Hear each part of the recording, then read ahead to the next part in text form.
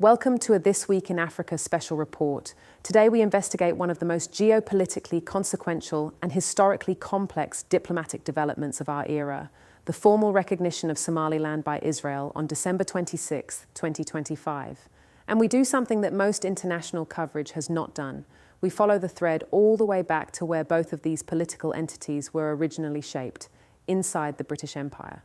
This is not just a story about Red Sea geopolitics. It is a story about how decisions made in London more than a century ago continue to determine who is recognized, who is not, and who dies in the gap between those two realities.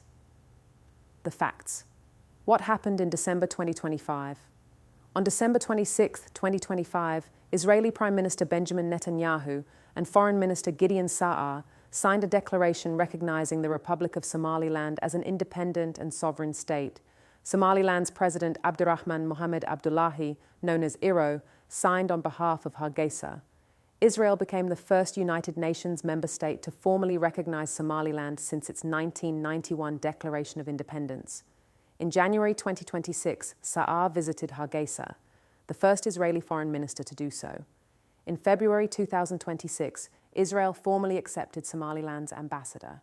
In April 2026, Israel named Michael Lotham as its first ambassador to Hargeisa. Embassies are being established. This is a functioning bilateral state relationship. The international reaction was sharp. Somalia condemned the move as a violation of its sovereignty. Egypt, Turkey, Saudi Arabia, the African Union, Nigeria, Libya, Iran, Iraq, and Qatar issued formal condemnations. Somalia cut diplomatic ties with the UAE in January 2026, citing Emirati influence in the deal. The African Union called the recognition destabilizing.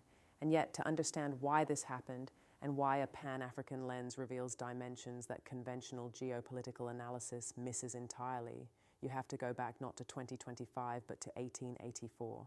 The British Empire, two maps drawn in London. The story of both modern Israel and modern Somaliland begins in the offices of the British Foreign Office. British Somaliland was established as a protectorate in 1884. Britain moved into the northern Somali coast not to develop it, not to serve its people, but to protect its trade routes to Aden, itself a British colonial possession on the Arabian Peninsula. The Isaac, Gadabursi, and Dolbahante peoples who had lived in those lands for centuries were mapped into an administrative unit designed to serve British strategic interests.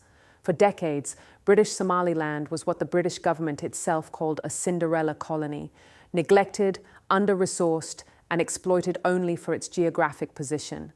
Now, the British mandate for Palestine, after the 1917 Balfour Declaration, in which British Foreign Secretary Arthur Balfour wrote to Lord Walter Rothschild promising a national home for the Jewish people in Palestine, Britain took administrative control of a territory with no organic British connection whatsoever, making simultaneous promises to both Jewish and Arab populations that it could not honour.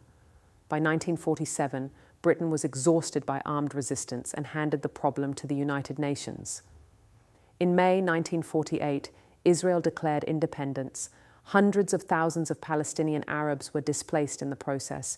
Britain left both the promise and the catastrophe behind. What connects these two colonial stories is not coincidence. It is the architecture of British imperial decision-making, drawing administrative lines that created political entities, ignoring the human consequences, and withdrawing when maintaining those lines became too costly, leaving behind borders that were never organic, never negotiated with those who lived inside them, and never stable. 1960, 5 days that explain everything. On June 26, 1960, British Somaliland achieved independence following the end of colonial rule. Israel was among the 35 countries that immediately recognized it. 5 days later, July 1, 1960, Somaliland voluntarily unified with Italian Somalia to form the Somali Republic. It was a decision taken in the spirit of pan-Somali nationalism. It proved catastrophic. The northern territories were immediately marginalized in the southern-dominated Union. In 1969, Siad Barre seized power in a military coup. By 1987, his regime was implementing the systematic mass killing of the Isaac people, bombarding Hargeisa, the capital of the former British protectorate, from the air, destroying 90% of the city and killing between 50,000 and 100,000 civilians in what has since been recognized as genocide. In 1990, Israel was the only country in the world to formally condemn the Isaac genocide before the United Nations. In 1991, following the collapse of the Somali state, Somaliland held its own traditional peace conference, Ashur, declared independence, and has governed itself ever since, holding competitive elections, peaceful transfers of power, issuing its own currency, running its own courts and military. 35 years of self-governance, zero international recognition. Until December 26, 2025, that 5-day window of 1960 independence is the legal and historical foundation of the current alliance. As Wikipedia's article on Israel-Somaliland relations confirms, Israel was already on record as having recognized Somaliland's statehood in 1960. The 2025 recognition is, in part, a restoration of a relationship interrupted by the accidents of decolonization. The strategic present, Red Sea, Houthis, and the Bab al-Mandeb. The historical connection alone does not explain the timing. The strategic calculus of 2025 does. Somaliland's coastline stretches along the Gulf of Aden, directly adjacent to the Bab al-Mandeb Strait, the choke point through which approximately 1/3 of global maritime trade passes. Since late 2023, Yemen's Houthi movement, backed by Iran, has been attacking commercial shipping in the Red Sea, imposing massive costs on global supply chains and targeting Israel with missiles and drones. The Institute for National Security Studies in Tel Aviv published analysis in November 2025 stating explicitly that Somaliland may prove to be a game changer in the struggle against the Houthis.